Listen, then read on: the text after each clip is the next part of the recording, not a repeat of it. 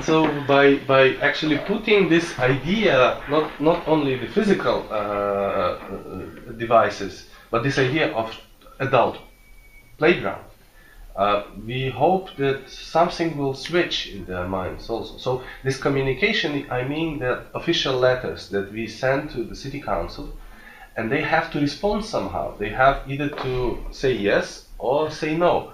After we will get the response, because it's already third week and they keep quiet, we will continue discussion. So we hope that through this lettering communication we can raise discussion about the public space as a play space also. So it's not because they say this is a public space on the market square, but then you have a lot of coffee houses, and I say this is the commerce place because you let commerce play the main role, and they say yes, but this is good for the city, and I say, but what?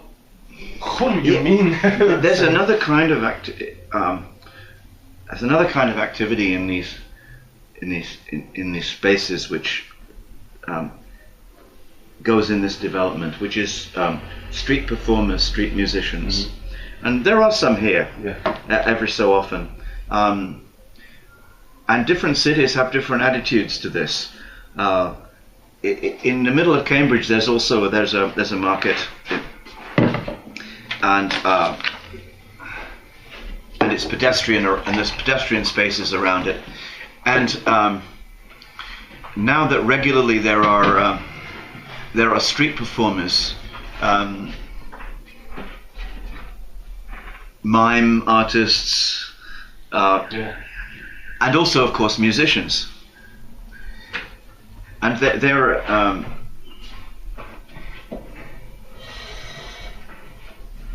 often earning money. They put a hat, and you put money in the hat. So it's kind of commercial, but not commercial. You know, it's like a free space in which people can try their luck. Yeah. And in some cities you have to get a license, you have to apply, and you have to have an audition before you're allowed to do this, otherwise the police move you on, and it varies in different cities. But it seems to me that adults treat the place as a play space when there are these kinds of activities taking place, because it's a kind of queue, and it's a place where you stop and you're a flaneur, and you're not just there in order to buy something. And there may be money, and there may be some circulation of money, I mean, but it's voluntary.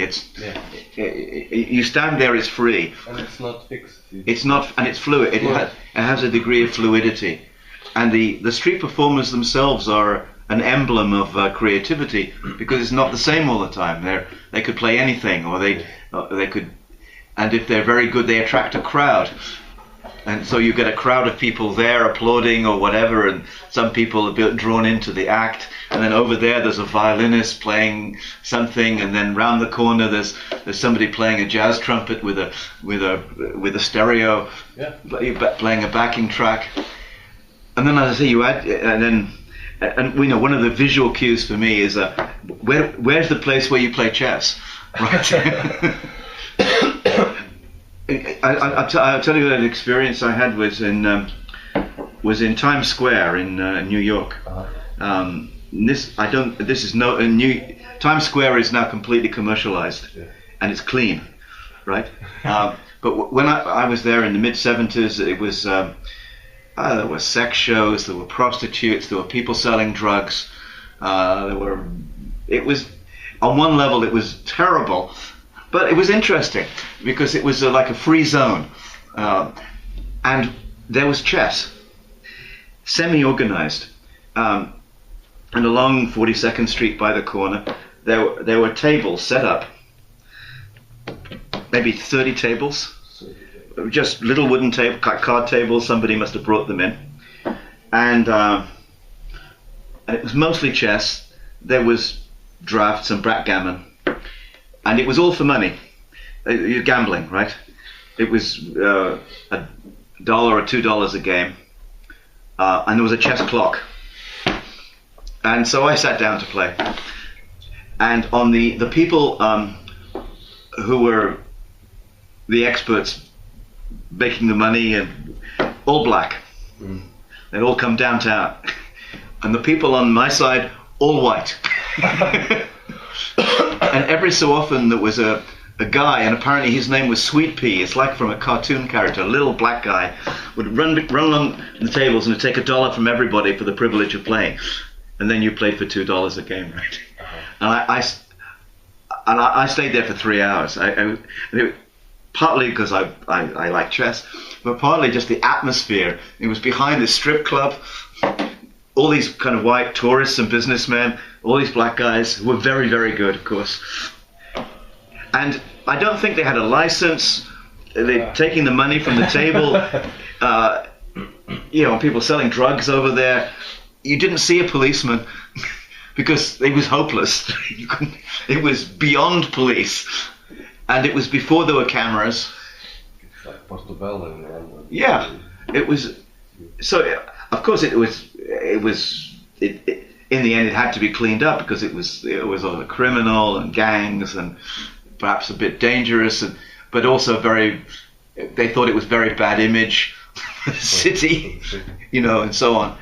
And the city councils often have a problem. If they make it a free space, then it becomes semi-criminal, or you get public disorder, or you get undesirable elements. I mean, even on Svobody, I don't know what I don't know exactly what's going, but I know that there was some extremist literature and some very dubious political characters, but there was no open selling of drugs. There was no open prostitution.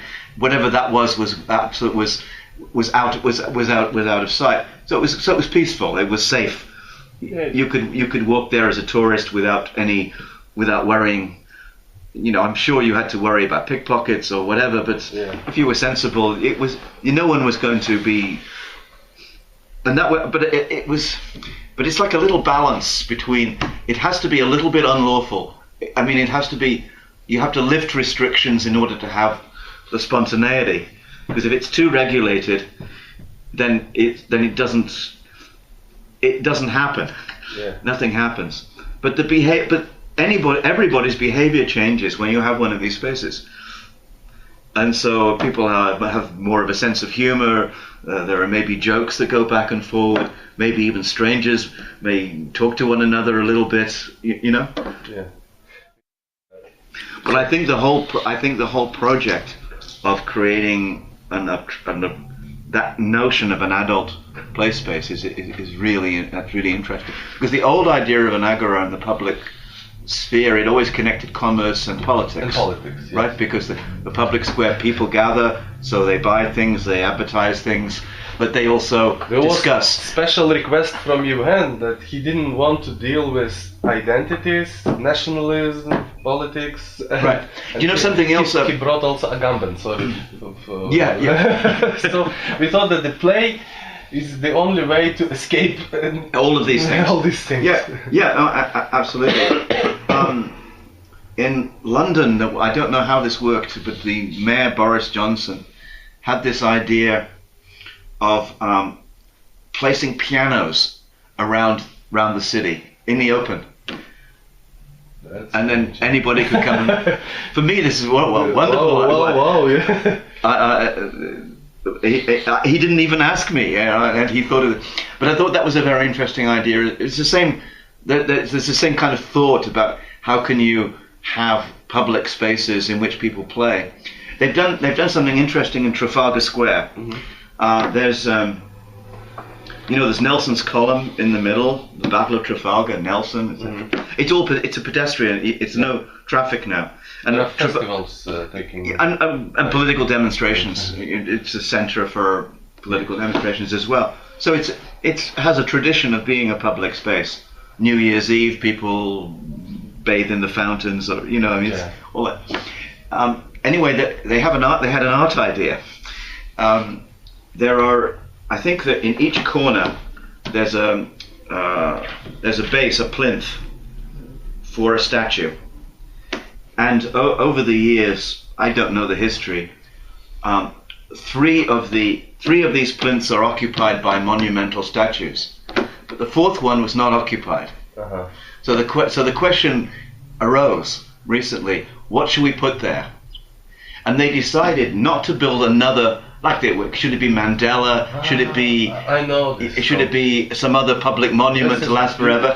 Thing. No, they thought no. What we'll do is we'll have a competition, and anybody can make ideas, and you have an exhibit there. It could be anything. It could be a living exhibit. It could be a piece of conceptual art, but it would be a temporary exhibit, and it would be there for maybe 4 weeks, and there would always be something different.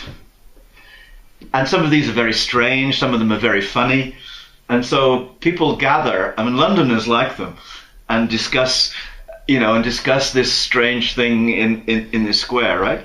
And it's another ludic idea and a way of bringing art and public space together. Super good. And isn't it a nice idea? Very beautiful. And it's like with here, because it's in the part of London which is old buildings, old traditions, 18th century monuments, heroes, and here you have this completely different form of art, form of public art. Yeah.